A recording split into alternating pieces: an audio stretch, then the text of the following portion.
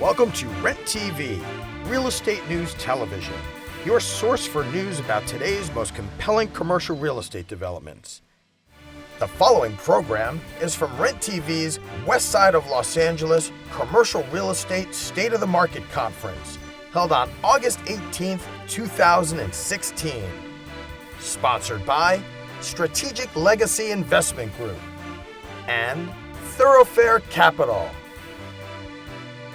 It is a presentation on hotel development and One Beverly Hills, led by Bob Sonnenblick from Sonnenblick Development and Jay Newman with Athens Development. This panel and discussion talks a little bit about Jay's project coming up in Beverly Hills, which we think is the most interesting and exciting project going on the whole West Side now with regard to hotels. But let's take 1 minute before we start and talk about our hotel market. The West Side hotel market has just had its greatest year in the history of our industry. 2015 set records in the hotel business for highest room rate, highest occupancy, and greatest number of tourists visiting Los Angeles. So you guys heard a lot in the first panel about where are we in the cycle. You can't get any higher than where we are in the hotel business in the cycle. Now, the question obviously becomes, how long can this last? What crazy geopolitical issue can happen that would change everything? And of course, nobody knows that answer. But just in terms of actual operating results, this was and it's all of us, our best year ever. And the beauty about the hotel business, as opposed to retail and things like that, much of our business is pre-booked 6-8 months in advance, tied to businesses and conferences. So we're able to predict the future, at least the short-term future in the hotel business. And again, short of any wild event where Steve Bloom decides to bomb Los Angeles, short of things like that, 2016 will be a new record year based on all the pre-booking in our industry.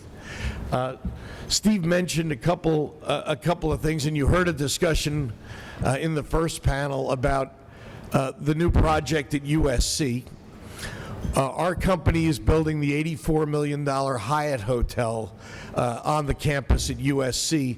We're on the medical center campus.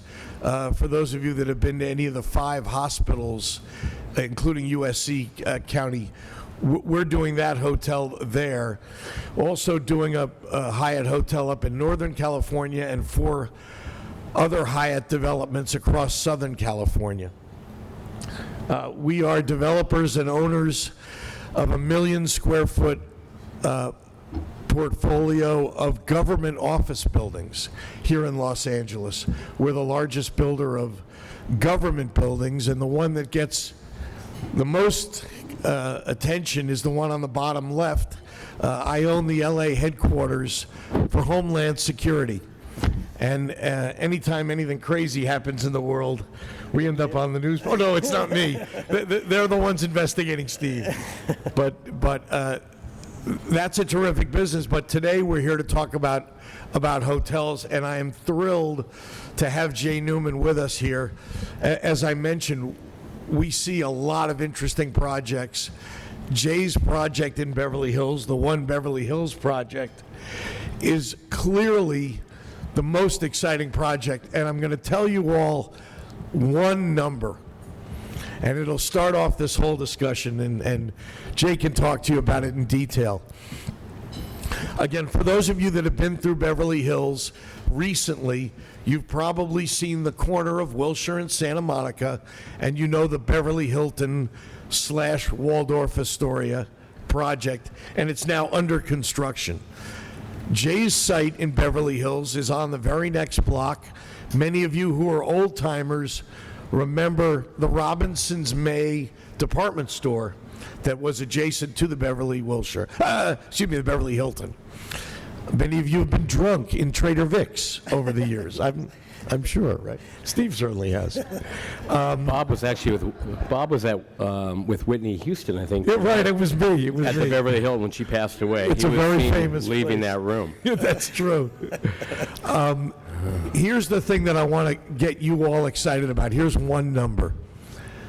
Jay is doing that project, as Steve mentioned, in a joint venture with a Chinese group, the Wanda Group.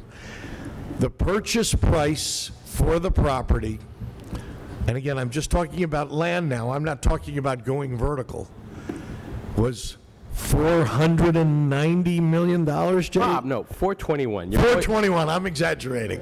We have inflation up here. Right, okay. Anybody in the, show of hands, anybody in the audience bought a piece of land for $420 million? I don't see any hands. Well, At the Candies, they paid $500 million for it. the previous owner that you bought from. Well, there was a couple owners like Banco and Bursa after the Candies. They were the ones who foreclosed on it.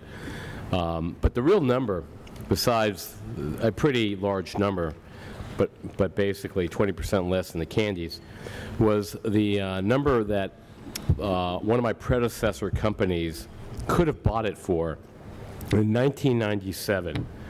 And that price was $8 million.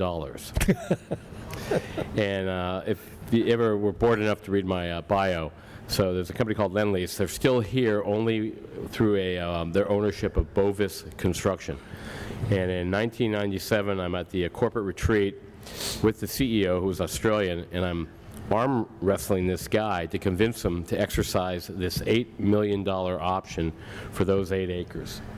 And it ended up at $500 million. Yeah, and he didn't exercise the option. And his rationale was it was burdened by the Robinson's May department store lease.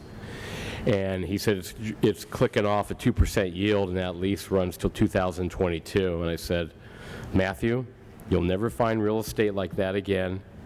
Let's buy it, and we'll figure it out. Yeah, figure it out later. Jay, take a second. Tell us just what the project is. How many hotel rooms? Sure. How many condominiums you're doing? What's the base project? Yeah, so you can see an image of it. That is looking south, Century City. The buildings that are really running along the eastern edge of the LA Country Club, it's actually 2 buildings. It's 900,000 square feet. The building on Wilshire is basically 13 stories in height. The building next to it on Santa Monica is 15 stories in height.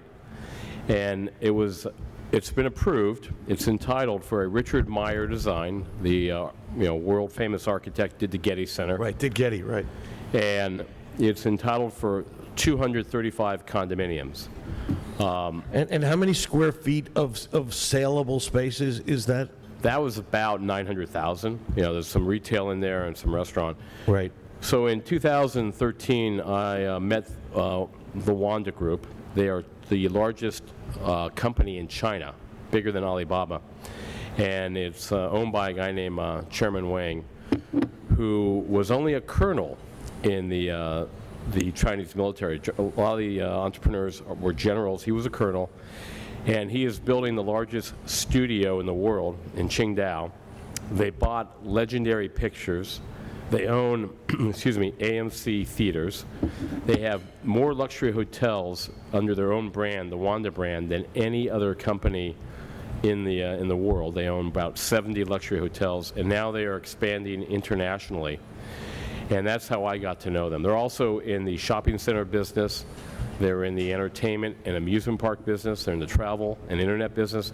A very forward-thinking, brand-driven Chinese company. We're all familiar with Greenland and Oceanwide and Hazan. Those are primarily real estate companies. Wanda is much more unique. They are in the brand business. They actually own a piece of, they own the Ironman competition. They bought that. They got a piece of Atletico Madrid. A fascinating company. In any event, they wanted to grow the brand internationally. I met them in 2013. I said, I got the perfect site. even though it's entitled for residential, 235 condos, I said, let's go buy this property off market, owned by a company called Joint Treasure. And of course, while we were pursuing it, it went to market. And we were the winning bidder. Really, Wanda was a really winning bidder. There were two other bidders. One was Great Eagle. They own the Langham Hotels. You may know their property. Hong Kong. Hong Kong. And the other bidder who didn't get it was our neighbor. That was the Oasis West guys with Guggenheim, who owned the Beverly Hilton and the Waldorf. So they were hoping to own the whole. By the way, site. that group is controlled by another billionaire, Benny Algebra. Yeah. I guess, I think he made his fortune in Hewlett Packard or Packard Bell. Packard Bell, right? Okay. And then he bought the Beverly Hilton from Merv Griffin. You may remember Merv, the entertainment talk show guy. Right. The street that divides the two properties are actually called Merv Griffin Way. It's a private street, but everyone uses it as a cut through. Jay, let's talk about some numbers because we have an audience filled with real estate people. So I want to focus on the real estate specifics of your project. Sure. What was you figure your average condo is 3,000, 3,500 square feet, something like that? Yeah, as I mentioned earlier, we have 235 condos approved. The idea is to reduce the number of condos by 42. So we'd basically go down to about 195. Right. And we would then take about 200,000 square feet of residential space, and we would convert that to a 134-room boutique luxury Wanda hotel. With the Wanda flag on it. Wanda flag, yeah. And Jay, I understand how big they are in China, but this is a project in Beverly Hills. Right. Does the U.S. customer know what a Wanda hotel is? Have they ever heard that name before? We do in the business, but what about the customer? Well, that's why we won't be a standalone. I had the same issue when we opened up the first and only Montage in Laguna Beach. That was the first one, and then the second one that got opened was Beverly Hills. Right. And that led to Deer Valley. We are now, in fact, 2 weeks from yesterday, we'll be opening up Montage in South Carolina in a resort area called Palmetto Bluff. And now there's So 6 you or 7. created a name from scratch, and you can do that here too, you I think so. If you build the right product, I mean, a Richard Meyer design in Beverly Hills, overlooking the LA Country Club. I'll show you a rooftop image with these panoramic views that you'll have of the LA Basin. It will be like Soho House, for those of you who have gone to Soho House, same kind of really there we go. View-driven Overlooking the experience. golf course, I see that. And that's just one view, and when you see how large the rooftop is, but there is a huge amount of pent-up demand for hotels in Beverly Hills. I mean, it's an overheated market. Personally, I want to have this hotel in Beverly Hills. Wait, let's stay with the condos first. I do want to talk about the hotels, but again, just you want to buy one. Yeah, absolutely, at a good discount, I hope. Always for you, Bob. Thanks. If you're talking about condo units of approximately 3,000, 3,500. Right. Jay, I don't want to put you on the spot, but Yeah. we've heard numbers in the media of $3,000 plus or minus dollars per square foot for the high-end deals. And again, just to help everybody with the math, 3,500 square feet at $3,000 a foot is a $10 million average purchase price per condo. Jay, that's a big number, but how do you feel about that? Well, I felt really good about it when I was doing the Montage, and we were at $5,000 a foot. And then 2008 hit with Lehman, and we opened up. Right. And we ended up selling from 2009 to 2011 when we sold the units there, smaller amount, average price $2,300 a foot. And the resale. And that's the biggest number I think the LA area's probably ever had, right? Yeah, it was. It was 100% premium to the Century and the Carlisle and all that.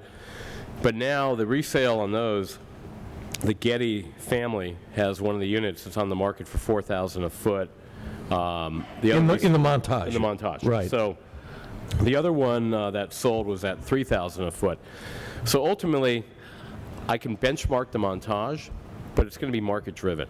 So it could be, I don't believe there's I believe the floor would be $2,000 to $2,500 a foot. There's an incredible amount of demand from what we call the corridor, people in the Wilshire corridor who don't want to live on the corridor, but there's nowhere else you can get vertical living. To get out of those high rises? Get out of those high rises, and they Right. want to come to Beverly Hills, and they want the amenities of a luxury hotel servicing those condos.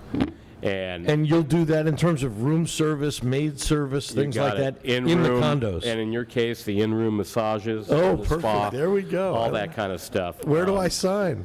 I mean, look, if you need to have your tuxedo dry cleaned because you're going to the Golden Globes that are being held at the Hilton, and you just realize that there's lipstick on it, and you've got to get that dry cleaned, you can get that service immediately because you have 24-hour access or 24/7 access through a luxury hotel.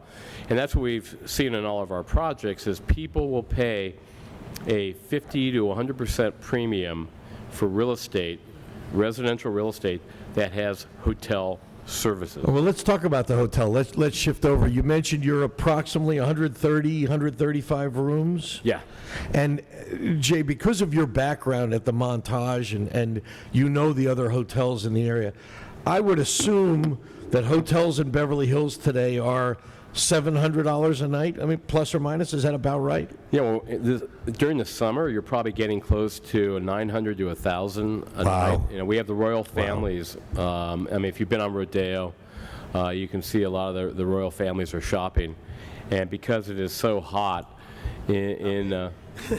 Steve Bloom was with them. There's a matter of time, Steve. We'll get you there.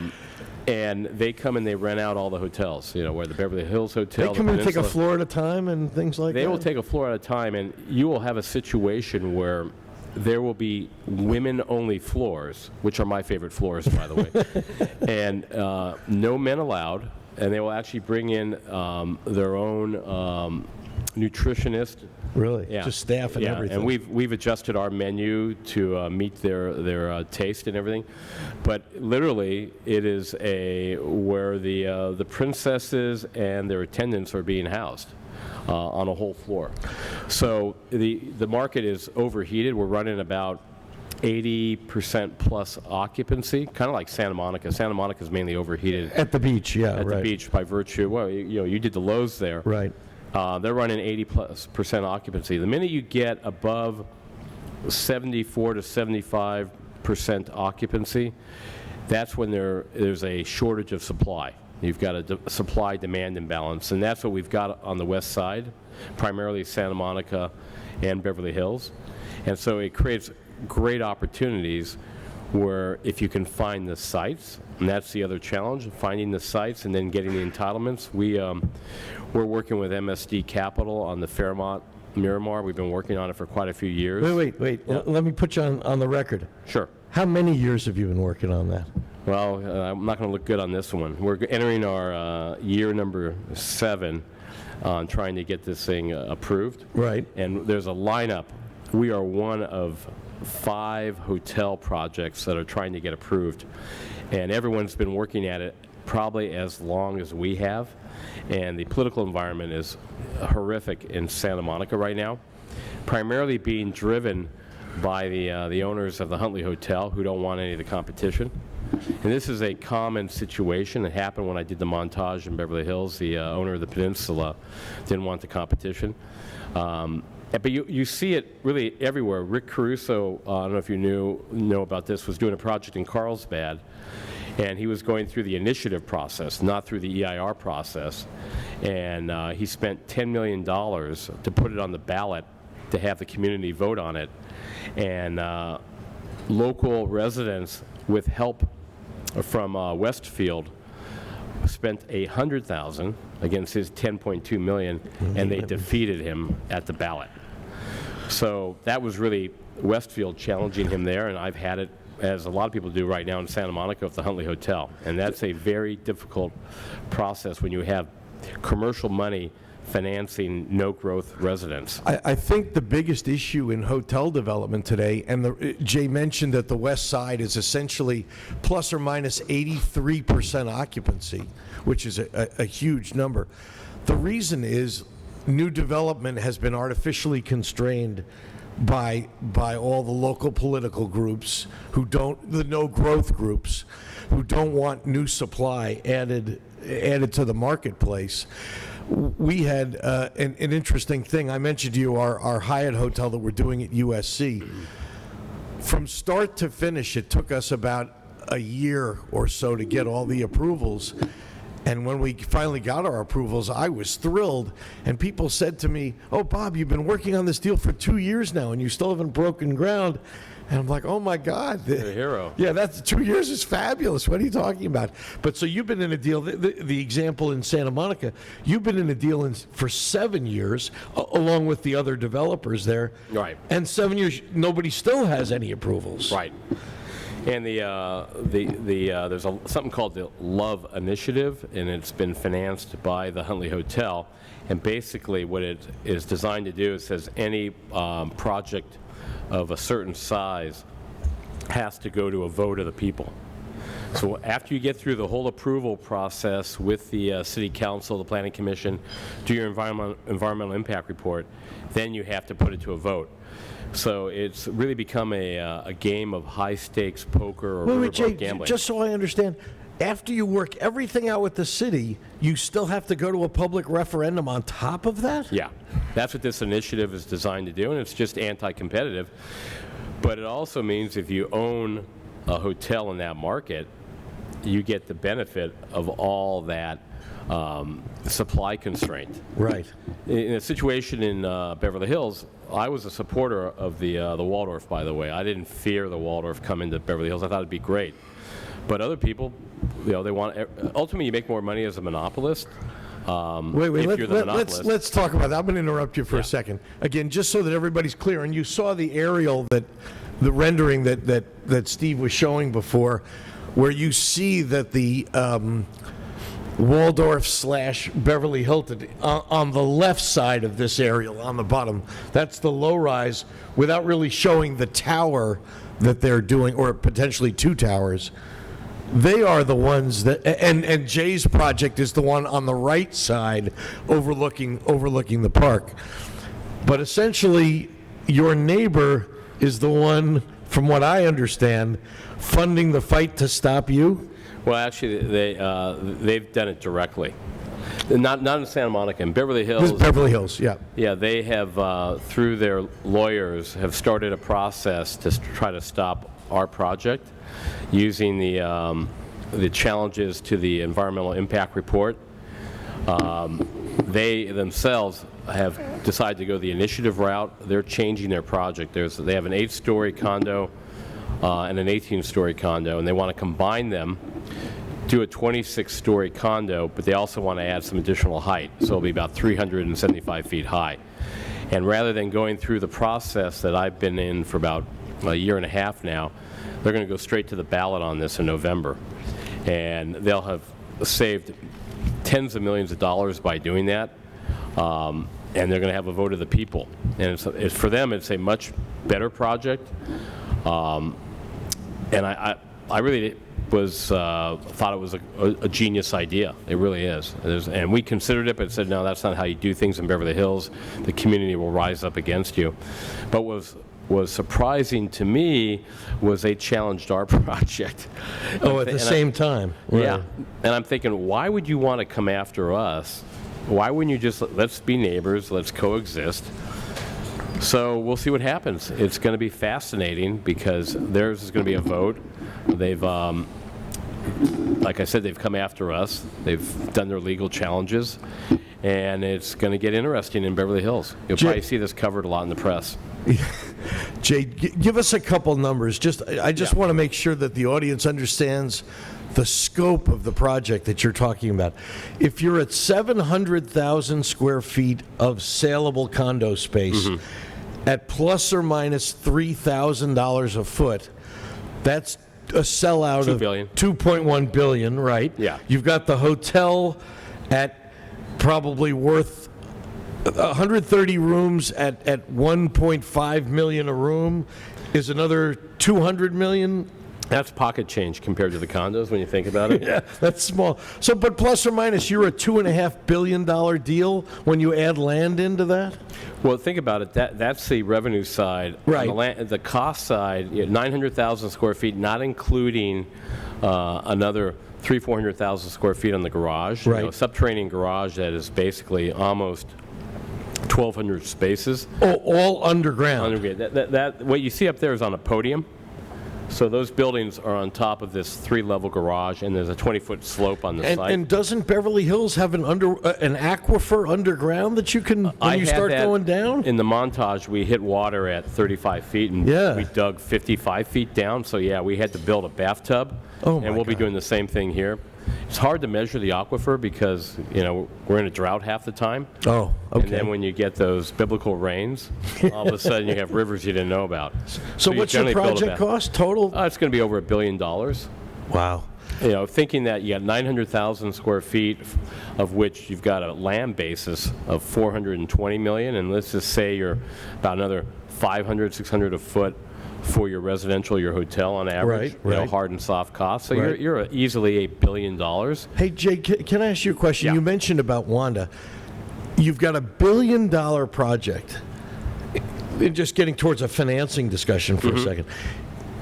Do you just, there are very few guys that can write $1 billion check. Other than Steve Bloom, there are very few guys that can write $1 billion check. Bob, I see your wallet right there. Right. Not $1 billion in here. What do you do? Wanda can just wire transfer that money from China? Yeah, just so you know, Wanda just bought Legendary Pictures for $3 or $4 billion. Oh, that was like 3 months ago. They own AMC. They took it public. They just spent $1 billion on a mixed-use project in Paris. You asked about Wanda Hotels. They're building a Wanda Hotel on the Thames River in London right now. They're building the largest high-rise mixed-use project in Chicago that'll have a Wanda Hotel. Right. They've got one going in Sydney and Brisbane. So these are major guys. Yes, and it's Good a partner huge for rollout. you, Jay. Great partner. I had no idea what it was going to be like, and obviously this is hopefully one of many Wanda hotels, but they've also are very selective. I've brought them some other great sites outside of LA, and they really want to stay in the core, Class A markets like San Francisco, LA, New York. If anyone's got a site in New York, I'd love to do a Wanda hotel there. Come see Jay after the panel. By all means. You're an ex-New Yorker. You got to know some stuff. And as for financing, they did most of their assets are in a public vehicle on the Hong Kong Stock Exchange, which they did the float 2 years ago. Interesting strategy. They and others are delisting from Hong Kong, and they're going to relist on the Shanghai Stock Exchange. And we saw a lot of news a while ago about the stock values in the Shanghai Exchange. Nonetheless, the multiples in Shanghai are probably twice the multiples you get in Hong Kong. So it's a great arbitrage. You got to go through that uncertainty. You never know what happens.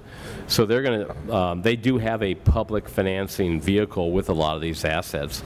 And then when it comes to the financing, there won't be an issue with the construction loans. Most likely, a Chinese bank that is Bank of China, one of the really big ones. Yeah, they're already. And look, they could write the checks themselves. That's a nice position. They don't have to worry about markets like I do. One thing I want to touch on. Bob said at the outset, 2016 best year ever. He's absolutely right. 2017 should be great. Nonetheless, the capital markets aren't looking at new development, especially high-end development, that favorably. If you've got a resort, you're not going to get financing. Right. They want to be in urban locations. They like projects that are small and manageable, from 50 million to 100 million. The things we do are going to be a couple $100 million. Bob's project, the Hyatt there, that's 84 million. That's a perfect sweet spot. Capital looks at hotels from a development standpoint like we're entering a recession. And as Bob points out, it's great. You can reprice. You kind of know your what your sales are 6 months out, and you can see the trends. But also when things go bad, like they did in the Great Recession, all that business can evaporate, unlike an office building or a retail project that's got a lease that you can bank on. So capital is really very squeamish right now, and that does make it a challenge. But that's why I think someone like a Wanda or MSD for us in Fairmont, they are great partners to have because they are not as sensitive to the capital markets as others may be. But it is not a, even though we're in the golden era on a revenue, average daily rate and occupancy and your operating margins, we are not in a golden era when it comes to equity and financing. To be very specific to Jay's point, I'll share with you one very interesting statistic that was told to us at the last hotel conference. Since 2007, over the last 9 years, there have been 2 resorts, new resorts, financed in the entire United States of America in 9 years. I'm talking about the entire country. So when you're out, if any of you are potential hotel developers, the one thing that the banks love today to talk about financing, construction financing, are these limited service hotels. And again, that's what we're building. Whether you're talking about a Marriott Residence Inn, in our case, Hyatt House or Hyatt Place, or a Hilton Garden Inn, a Hampton Inn, they're not the sexiest of assets, but they are tremendously cash flowing. And Jay made a reference to the difference between the resorts and these. Limited service hotels drop a 40% profit margin, whereas resorts are closer to 25%. Well, dollar for dollar, if you can drop 40% to the bottom line versus 25%, 40 is a better number. Yeah, and your investment is much lower. Right. So you've got a higher Cost return of construction or less, right? for less investment. It's a great risk return. The only risk you have, or the main risk you have with the smaller product, the extended stay, limited service, is the fact that it's easily replicated. So whereas in my business, the luxury side, huge barriers to entry. Right. That protects your asset. With the limited service, you can put one up there like strip centers at a gas station corner. And so that's why their cap rate is going to be a little higher to reflect that. Right. The end thing to kind of talk about on the West Side specifically, and again, the topic of our panel is the West Side hotel market, is simply the comment that we've finished these last 2 all-time record years because of the difficulty of finding new sites and getting new sites entitled and zoned. We are going to have an artificial constraint and limitation on supply of rooms, maybe forever. Yeah, I would say so. And as a result, again, it doesn't affect any of us because we're local. We're not using the LA hotels. But in terms of room rates and occupancies for the near future, even regardless of an economy that may fall off, when you limit the supply of anything, supply and demand means that room rates and occupancies are going to go up. And unfortunately for Jay and me, land prices go up. Oh, yeah. Right? I mean, you run up against residential guys that are buying land and forcing you out of some deals. Yeah, well, we can't do deals in San Francisco because the tech guys, it's better for office. Right. But I'll give you one little interesting tidbit, anecdotally. And yes, it is a great time to own any hotel for that matter, unless you're in Louisiana right now. The fact is, right now, the U.S. is being viewed as a high-risk travel area. Literally, Bahrain, the Emirates, have identified the U.S. to their citizens, people who come with the royal families for the summer, as a high-risk travel area. Jay, who's safer than us? That's what I say. Where are you going to go? Yeah. I mean, really. Yeah. And if we are dangerous, what does that mean for the rest of the world? Maybe you go to Australia, but you're not going to Europe. Look at all the incidents that have happened there. Right. No one's going to Turkey, I would think. I don't get it. But there is and it has affected some business. It's a little softer than it had been the past couple of years, even though we're at record rates. in Beverly Hills and in Santa Monica, for that matter. As a closing thing, anybody have any questions for Jay? Yeah, Howard? Bob. Actually, Bob, it's for you. Oh, okay. When you're seeing deals out there, how is Airbnb and other kinds of short-term rentals? I mean, on the higher end, obviously, it's not that. Right. Capital, but for some of these more limited service, I mean, you're saying 83% occupancy. Yes. It'd be 90 if it weren't for some of these, Airbnb. Right, Howard, right now, Airbnb works out on our market nationwide to about 3%. And it was very interesting. I happened to have spoken about a month ago. My co-panelist on that conference was Chip, who is the president of Airbnb. And we actually talked about that exact issue. He is making much more of a focus for his business on family booking, more than just the individual business traveler who may be going to Seattle or wherever for a night. It's very interesting. He doesn't look at me or the limited service U.S. hotel market as his treasure. He's looking at somebody picking up the phone or going on the internet and booking a whole family trip, and that way they really want the whole apartment. But let me tell you the one thing that he and the industry is very scared of. In our audience right here, we have several women. What he is the most scared about is that a single woman goes on a business trip. She lives in LA, she goes to Chicago for a trip and checks into an Airbnb unit, not a hotel like Jay's or a Hyatt like mine, but some private unit, and has some kind of an issue, a security or, God forbid, rape issue.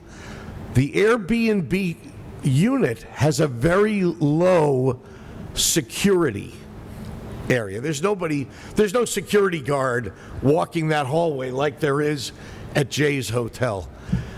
If that woman gets raped, God forbid, I see it happening, just to be really honest. If that happens, I think that Airbnb overnight loses 30% of its customers. All women will get very scared of traveling to a place where there's no security. And right now, there's no answer to that issue. Yeah, one other dimension with Airbnb is the regulatory transient occupancy tax factor, and they haven't been paying that. They will be from now on. And they're going to be paying that because these cities don't want to lose revenue, and they have hotel owners who, in this case, are aligned with the city, just like you saw everything going on with Uber and Lyft at LAX with the taxi guys. They're going to now regulate Airbnb, and they're doing this where they're going to have to start paying transient occupancy tax. In Beverly Hills, that's a 19% premium. So that other arbitrage of avoiding that is going to get eliminated. Yeah, so that'll also another $15 a night, right? Yeah. Right. Were there any other questions anybody had around through here? Well, if not, I'd like to. We got one, Bob. Oh, go ahead. So Fred? If the demand is so strong here on the west side, where can you put a hotel? We've got a couple of sites that we're playing with, and just to repeat one thing that's very interesting.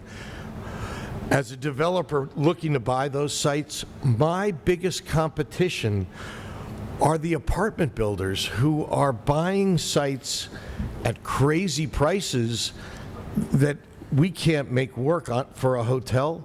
But your comment is right on. Sites are diminishing.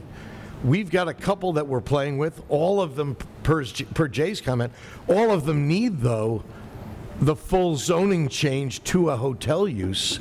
But I really meant what I said before. The number of new rooms being supplied forever on the west side is really a small number, and we're all going to see room rates as a result just continue going up. It's real a problem. quick, I'll give you a couple sites. You know where Boa Steakhouse is? Wait, shh, don't give up. No, I mean, I'm not doing the deal. You know Boa Steakhouse in Santa Monica? That is, Jeff Worth? Oh, that's a great site. Jeff Worth owns that and the parking lots next door. He's in there with me in the queue in Santa Monica, trying to get that thing developed. The city owns right on 5th Street or 4th Street, right near the 3rd Street Promenade, where they have the skating rink every year. The city's trying to do a joint venture to put a hotel there. And you got the community against the city putting a hotel there. I'm going to give you a bunch of sites in Beverly Hills. Ace Gallery site. MTA bought it for the subway portal. That's a hotel site. Problem is, you're not going to do anything for 8 years because the MTA Has to has build got a to build their subway station, yeah. And right. you can't build why a subway's going in underneath you. There's, where Il Pastel restaurant is on Brighton and Cannon? That's another hotel site. Don't give out all our... No, these things are on the market. But who's going to pay $80 million for, it takes you up to the Umberto salon up there. The prices are just astronomical. There's a site on Wilshire and Linden owned by the Mabubi family. They put it on the market, it's about an acre, and they wanted unentitled, I think, 150 to 200 million. 1 acre. 20 years ago, Rosewood tried to do a hotel there and got shot down by the neighbors. There's a lot of sites, but the prices don't make sense and the entitlement risk is too great. And that's the tale of the tape. These are few and far between. One closing sentence, just because we happen to be located here today, at Steve's conference. Everybody's aware of what's going on at Playa Vista, just west of us. If any of you have any kind of a 2-acre hotel site from here to the water, please call me. No, please come see me right now. Thanks very much. Thank you. All right, Bob, Jay, that was a great discussion. Let's give it up for them. Bob, Jay.